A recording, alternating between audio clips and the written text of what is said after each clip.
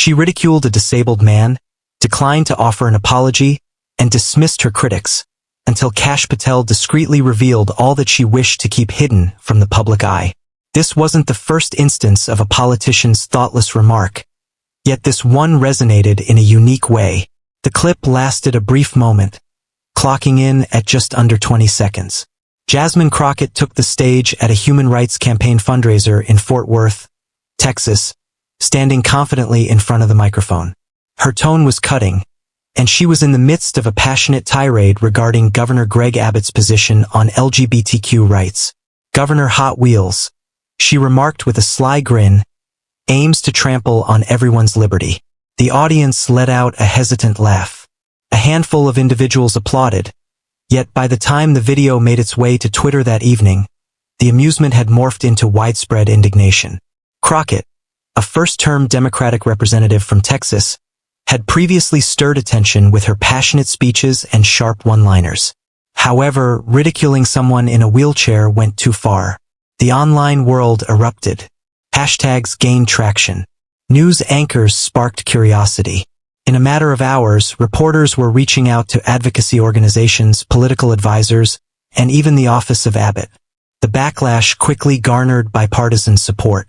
In a setting that typically favors Crockett, co-host Ana Navarro displayed a frown as she watched the footage unfold on the screen.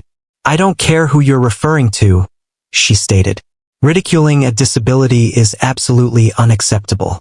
In Dallas, a veteran named Bruce Halterman, who lost both legs in Iraq, shared a video from his wheelchair directly addressing Crockett. "We may have differing views on policy," he stated, "but when you target someone's body, you're not challenging their thoughts. Your actions are simply unkind." His video was authentic, heartfelt, and it captured widespread attention. More than 3 million views in just one day. Nevertheless, Crockett refrained from offering an apology, at least not immediately. In a subsequent conversation with a local radio host, she reaffirmed her stance. She stated that she wasn't mocking anyone's wheelchair. "I'm discussing how he tramples on every freedom we still possess in this state. Everyone seems to be a bit overly sensitive." The phrase, "you all are too sensitive," would echo in my mind for the next 72 hours. Amidst the clamor of public opinion, an entirely different reaction was quietly developing out of sight. In a quaint studio nestled in Fairfax, Virginia, Kash Patel sat in silence, absorbed in the clips of Crockett. He was not angry. He was not tweeting. He was attuned to the sounds around him. An experienced professional with a legal background and a history in high-level intelligence roles, Patel had cultivated a reputation for being strategic and precise in his approach to accountability. He had been observing Crockett for some time. For him, the remark about Hot Wheels went beyond mere offense. It formed a piece of a broader tapestry. Impulsive remarks, no responsibility taken, heightened discourse that transformed significant matters into a theatrical display. He inhaled deeply, seized his notebook, and began to write. As Kash Patel worked on his case, the public uproar continued to intensify. 4 days had passed since the Hot Wheels clip. The tale would not fade away.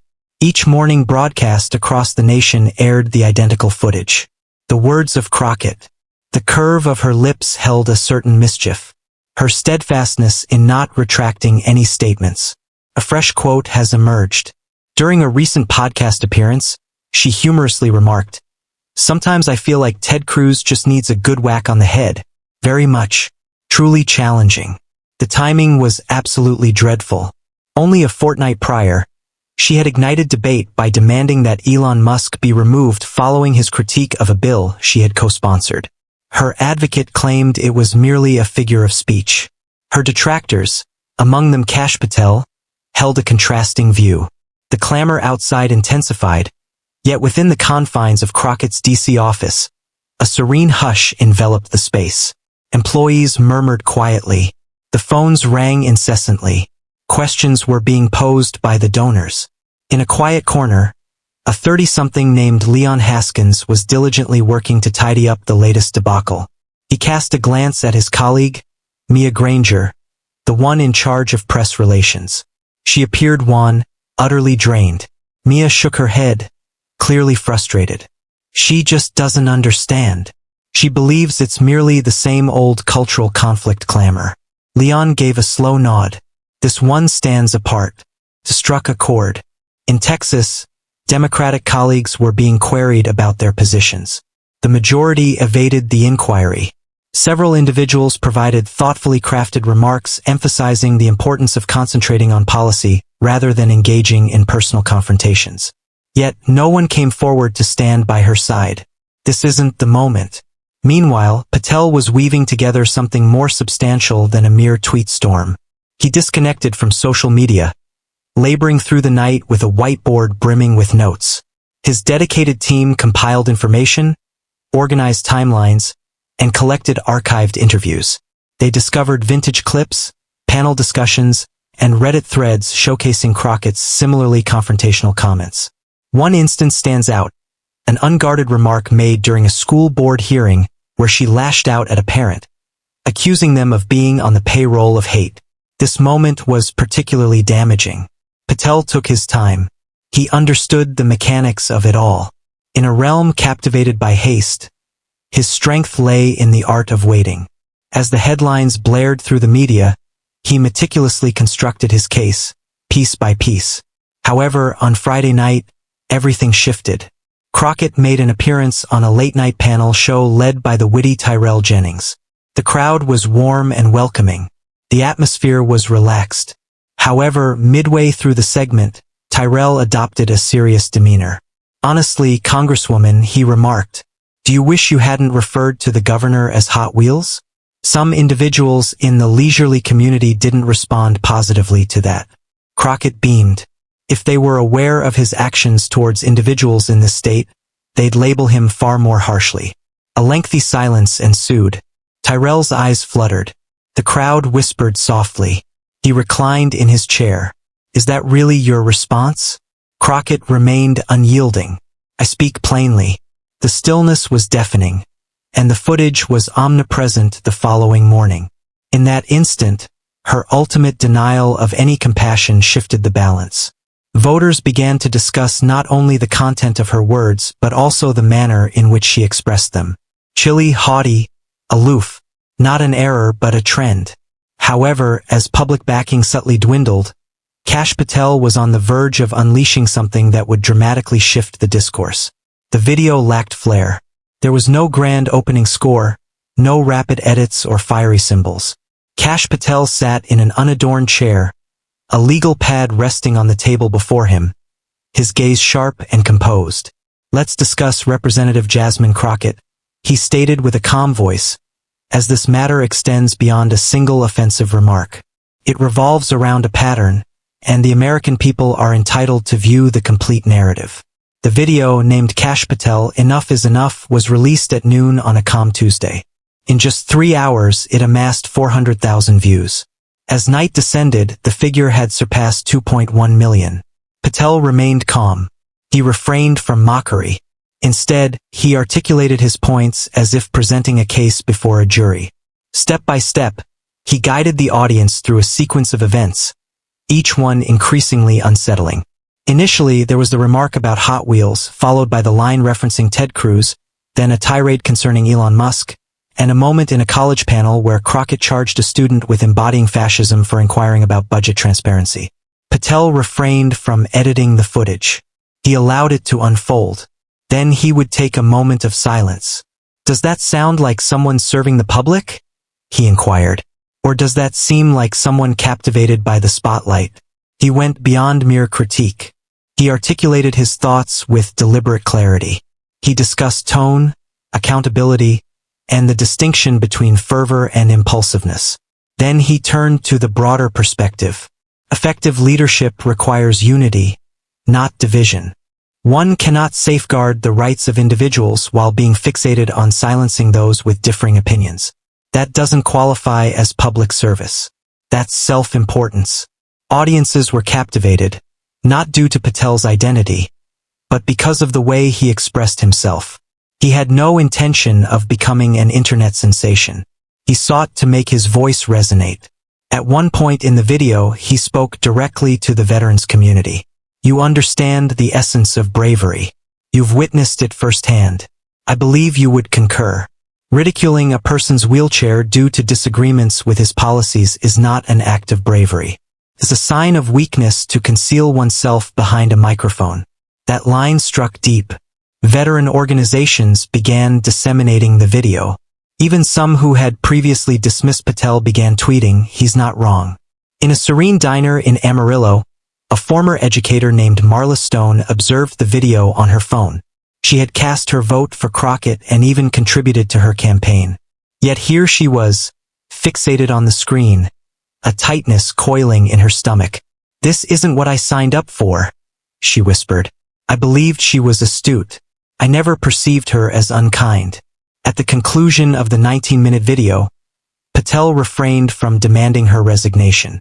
He mentioned her name without malice. He gazed into the camera and declared, "We need better. What we truly require are leaders, not mere entertainers." The last line, straightforward and raw, resonated deeply with everyone. By the following morning, numerous news outlets had featured Patel's video. Headlines proclaimed that Kash Patel reflects on Crockett's record, revealing its troubling aspects. No accusations, only evidence. Patel's takedown receives widespread acclaim from all sides. Moreover, some Democrats started discreetly reaching out to journalists to express, off the record, that they had been harboring concerns for some time. Yet Crockett stood his ground. Her unwillingness to adapt was on the verge of costing her far more than mere headlines. By Thursday, the walls began to show signs of fracture. Within the confines of a private meeting at the Capitol, a cadre of Democratic strategists gathered around an elongated oak table. Devices vibrated, screens illuminated. A handful of members quietly navigated through Patel's video, their heads shaking in disapproval. Initially, there was a notable silence. Finally, one of them, Gloria Mencken, a seasoned consultant with more campaigns to her name than she could possibly tally, shattered the silence. "There's an issue," she remarked. "It's more than just the comment. It's her essence. She will hold onto this tightly." All present understood her implication. Crockett consistently turned down every chance to explain, ease tensions, or offer even the slightest apology. She continued to tweet, persistently defending herself, retweeting memes, ridiculing Abbott, and doubling down as if it were merely a game. To add to the frustration, Patel's video refused to fade away.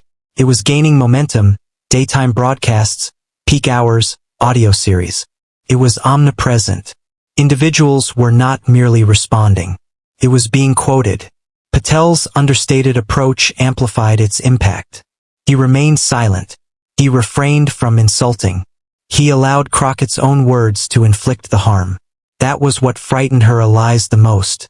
Proved challenging to weave the narrative. In Texas, Crockett's campaign manager, Lane Corbin, was working diligently to maintain order. However, the calls from donors were coming in. A seasoned contributor from Plano had already withdrawn, stating that the wheelchair issue was not something he could justify during Sunday lunch. Lane faced Crockett in her campaign office, the tension evident on his features.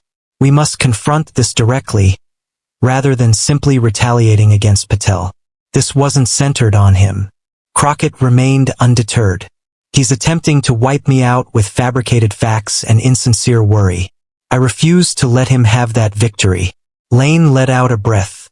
It no longer revolves around him. It's all about the impression you're making. Individuals aren't upset solely due to your statement.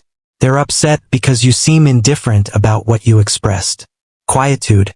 Crockett faced her computer. Then allow them to be furious. That moment, that act of rebellion, would ultimately demand an even greater price from her. In the span of 2 days, what began as cracks evolved into fractures. A Texas newspaper featured a front-page editorial titled, "The Arrogance of Power: Why Crockett's Words Matter." A centrist Democratic senator, when confronted with the controversy, provided a meticulously crafted response emphasizing the importance of thoughtful language in leadership, not precisely a justification. Next, a segment from a town hall in Lubbock emerged. A woman in her 60s rose to her feet and posed a direct question. If she can utter such harsh words without a hint of remorse, what other truths is she prepared to overlook? Silence enveloped the room. Individuals began to reconsider not only Crockett's statements but also her persona. In contrast, Patel remained uncelebrated. He had expressed his thoughts. He returned to his routine tasks, only responding to the reaction when prompted by a reporter. It's not just about a fleeting sensation. It revolves around responsibility. That concludes everything. In that statement, he conveyed more than many politicians managed to express in an entire press conference. He refrained from provoking Crockett. He refrained from celebrating excessively. That's what caused it to hit with more force. Yet within Crockett's circle, chaos was beginning to unfold. The true pressure had yet to make its presence felt. The atmosphere within Crockett's DC headquarters had shifted noticeably. The vibrant energy that once thrummed through the air had dwindled into a heavy stillness. A handful of staff members were present, yet the atmosphere felt lacking. No one found it amusing. No one dared to meet her gaze. Behind the frosted glass of the conference room, Jasmine gathered with her trusted companions. 5 individuals, each of whom had stood by her side since the very beginning. Lane Corbin, the campaign manager. Mia from press. Leon, the speechwriter. A junior aide named Roxy. And Gerald Spence, a seasoned political strategist who had arrived that morning from Austin. The atmosphere was heavy. Gerald took a moment to gather himself and then dove right in. Honesty is essential. This is here to stay. And if you continue to maintain that same tone, you could find your position at risk next year. Crockett reclined in her chair. Are you suggesting that I should say sorry for being honest? Gerald's forehead creased in thought. No, I'm suggesting that there's a distinction between conveying truth and setting the place ablaze in the process. Roxy, youthful and steadfast, attempted to contribute. Yet, her boldness is what endears her to others. Mia replied with a flat tone. They did. At this point, they are simply weary.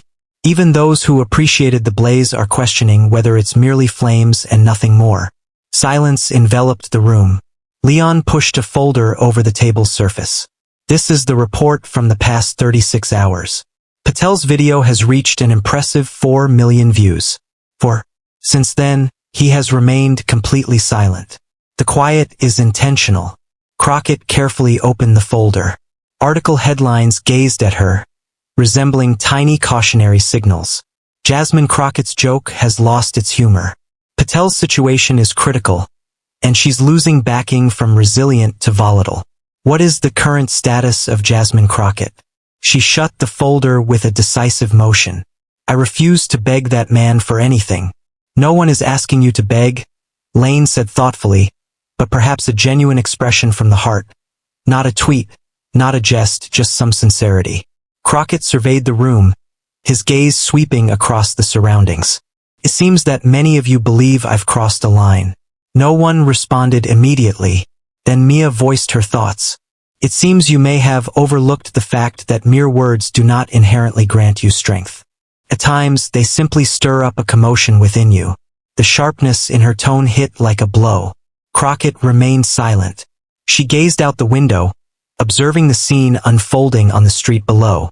As the rain fell softly, individuals strolled past, umbrellas unfurled to shield them from the mist, clutching steaming cups of coffee and balancing briefcases, likely oblivious to her presence.